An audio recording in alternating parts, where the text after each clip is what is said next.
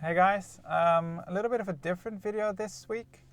I originally intended to make a photography challenge kind of video, but yeah, yesterday it was raining all day, didn't get out. Today I kind of got out a little bit too late, so I decided to make a vlog style video. But I'll try and include some photos anyways taken by the A7C and the 24mm G Master 1.4.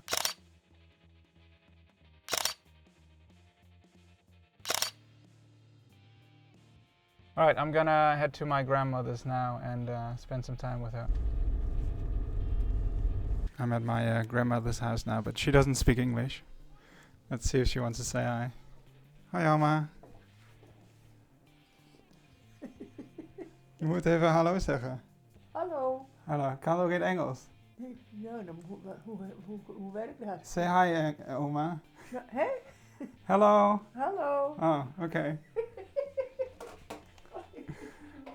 She doesn't speak a word of English, but she's very funny, and she normally doesn't mind being in any photos or videos. So. This is my drink delivery.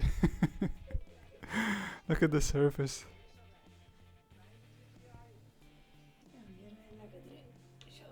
Thank you, Oma. Okay, so I'm in my new studio. No, I'm just joking. I just dropped off my grandmother. I'm in my hometown at the moment, and I have been here for quite some time. Honestly, I spent 10 years abroad, living in different countries, and came home not knowing what I wanted to do, so I thought I'd work a little bit and figure out if I'd stay here or if I wanted to move on. And to be honest, pretty soon I already realized that staying here was never going to be an option for me. But then COVID-19 or Corona happened, and I'm kind of stuck here for a little bit longer than I had planned. And now I'm planning to go back to Korea. Possibly travel a little bit of Thailand and Vietnam as well. But yeah, my main goal is to be going back to Korea, and I want to continue doing the videos, creating YouTube content. Yeah, to be able to look in a camera or just handhold my camera and not be kind of embarrassed or worried about what people might think. And I think getting rid of that fear is gonna be one of the most vital things for me to to learn. It's I don't know, I wouldn't call it a skill, but it's definitely something that I need to work on. So yeah, let's keep making videos and work on speaking into a camera. So yeah, wish me luck. Okay, so the car that I'm sitting in is kind of fogging up, and I'm gonna move this indoors. I will see you inside. Okay, so today's challenge is gonna be finishing my video before I finish this coffee.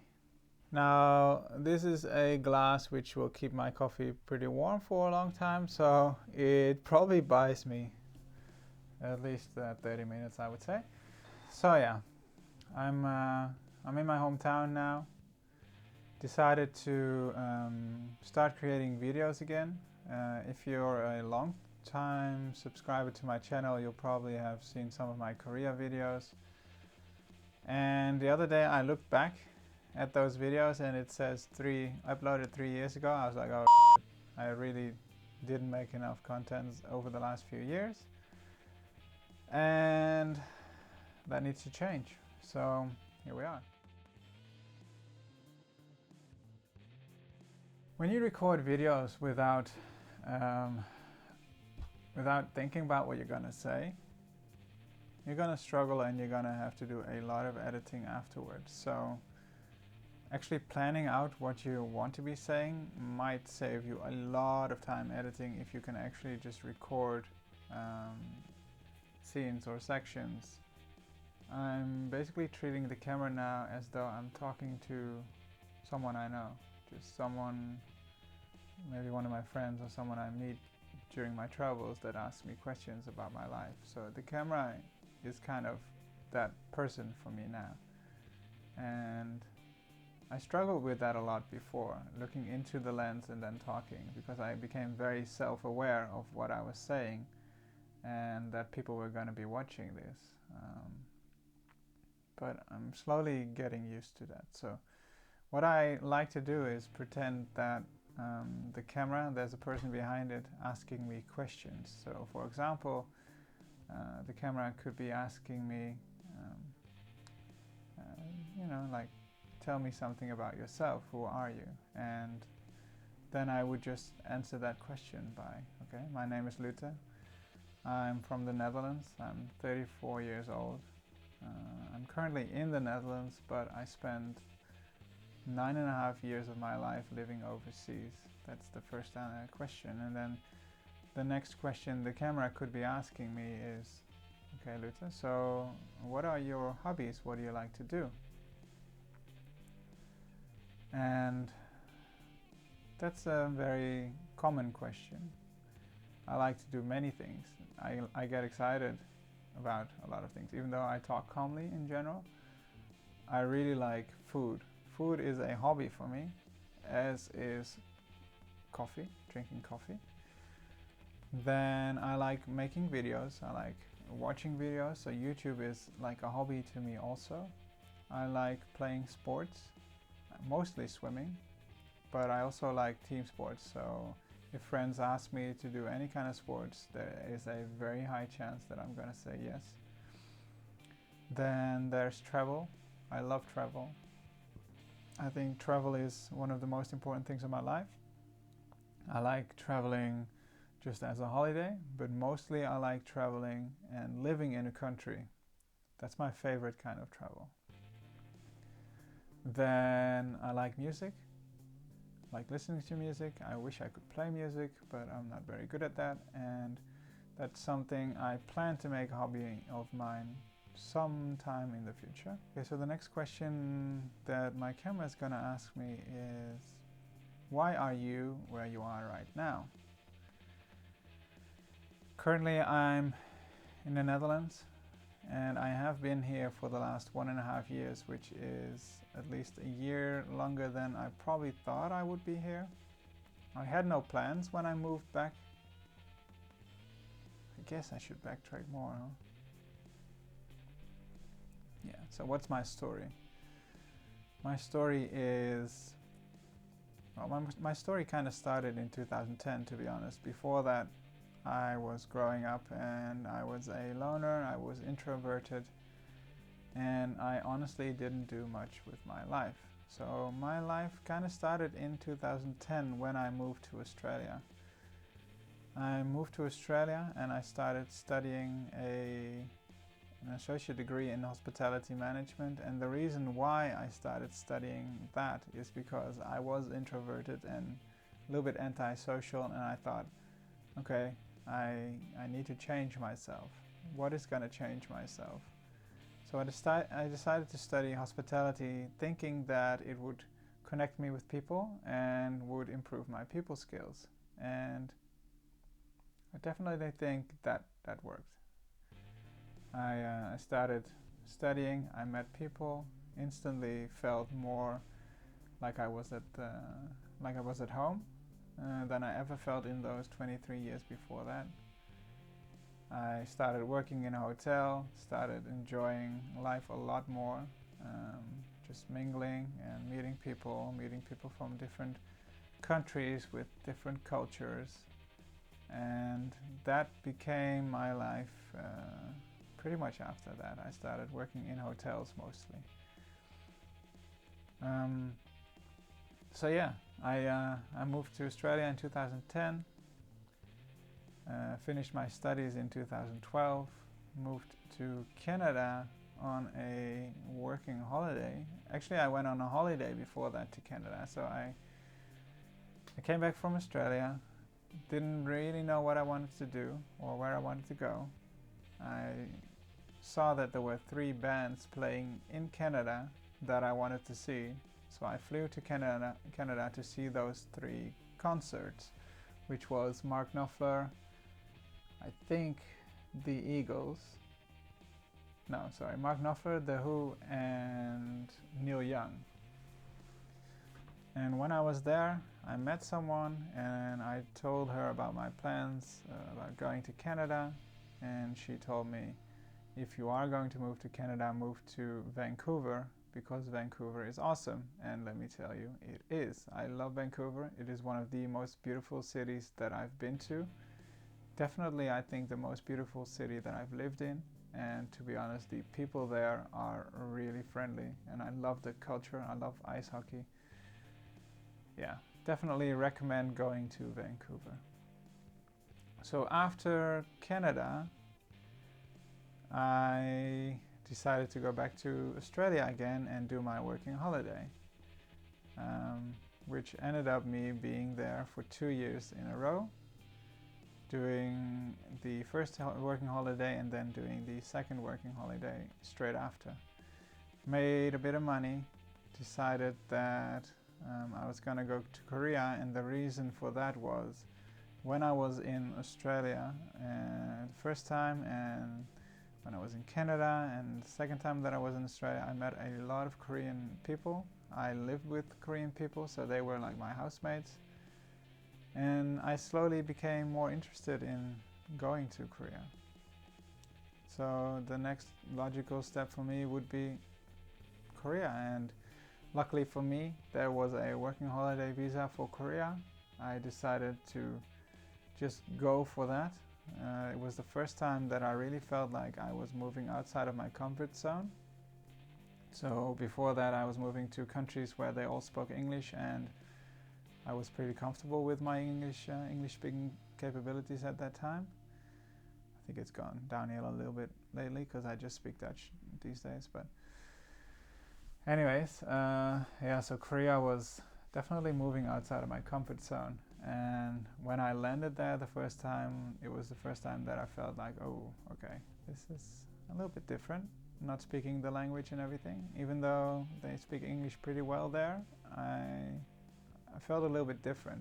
I remember the first time that I landed, I had to go to my accommodation. I luckily had a friend helping me, but at that time I realized like, oh, the language barrier is going to be slightly interesting. And then that very same day I went to a store, had to speak to one of the ladies at the store, just, you know, trying to communicate with a language barrier, like 50% English and 50%, like not even 50%, like 10% Korean words from my side. I think I just knew like the very basics of Korean, to be honest. But yeah, I met amazing people during my year there. I found a job at a language cafe, and to be honest, that was one of the best jobs I've had in my life. Obviously the money was terrible, but the experience was something I will never forget.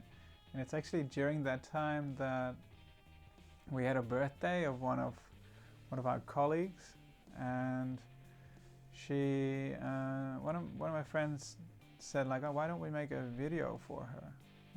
And that's when I made my first video that I ended up placing on YouTube.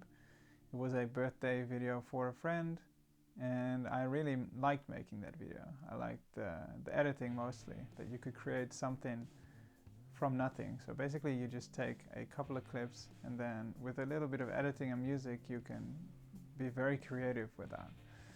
So that's kind of where I started making videos. And then at the end of the year, my visa ran out, and I had to move away, obviously. Came back to the Netherlands again. Pretty sure actually I already applied for my New Zealand working holiday from Korea. So my plan was already kind of set. Spent a few months in the Netherlands, just, you know, catching up with people, and then moved to New Zealand after that. Did a year in New Zealand, which to be honest was a very boring year for me. New Zealand, I think I kind of lived in the wrong area. I lived in Auckland, which is a very boring city to me. The most boring city I lived in. I mean, if you don't include the place that I'm living in now. But I decided that I was just gonna make the most of it, and I already kind of had in my mind like, okay, I want to go back to Korea. So I found a place that gave free Korean lessons. So for that year, the reason why I stayed in Auckland is basically because they had Korean lessons free Korean lessons, and I could go 2 or 3 times a week. And I also started swimming again, made some good friends that I used to go swimming with. Had some very nice colleagues as well, so that definitely helped that year. So even though my life there was definitely not what I hoped it was or would be, but it wasn't a wasted year. I learned a lot, gave me a lot of time to think about what I wanted to do, and after that I was like, yep, I'm gonna go back to South Korea. So yeah, so the very next thing was me, I came back to the Netherlands again, which is basically always a stop in between, and then I flew back to Korea. I found a place where I could do volunteer work, so I worked at because obviously I didn't have a visa to work, so there was like a volunteering at a English language cafe, which I did for about 6 months, and during that time I just met incredible people again. I think that's the very best thing about traveling. You just meet people, and I spent so much time with them, just having a good time. I went out a lot. I felt like I'm kind of catching up, because when I was younger I didn't go out a lot. I was introverted. I was a bit of a loner, stayed most of my time, like I stayed at home playing video games mostly. So I had a lot of catching up to do, which is what I did mostly last year, I think. So yeah, and then I was kind of, I had a tourist visa, which I extended once, but then that one was kind of running out, and I decided to go home and take some time to think about what my next move is going to be. And that's what happened last year. So 2019, early 2019, I came back to the Netherlands without a plan, without really knowing what I wanted to do. And after a few months I decided, well, let's give it a go. Let's see if I can stay here. And I found a job. So I started working, and for a while that was fine. I didn't think much about what I was going to do next, or if I was going to do anything soon. But pretty soon after, it started to come out, like, nah, I can't stay here. I gotta keep moving. I gotta go back overseas. And then the whole COVID situation started, the coronavirus, obviously, and that kind of ruined my plans. So that's where we are here now. I've just been working, saving up money, trying to plan my next move. And as soon as I make that move, you guys can follow me. Okay, that was a pretty long question, I guess, or at least a long answer. So I do think this works, like pretending that the camera is a person and pretending that there is someone who's asking me a question. That is the way to do these talking head videos, for me at least. I could create a script and just go like point.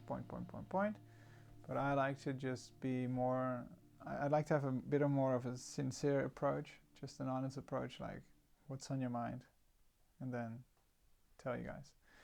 Next week, I promise I will bring you guys a more exciting video, or at least a little bit more interesting content.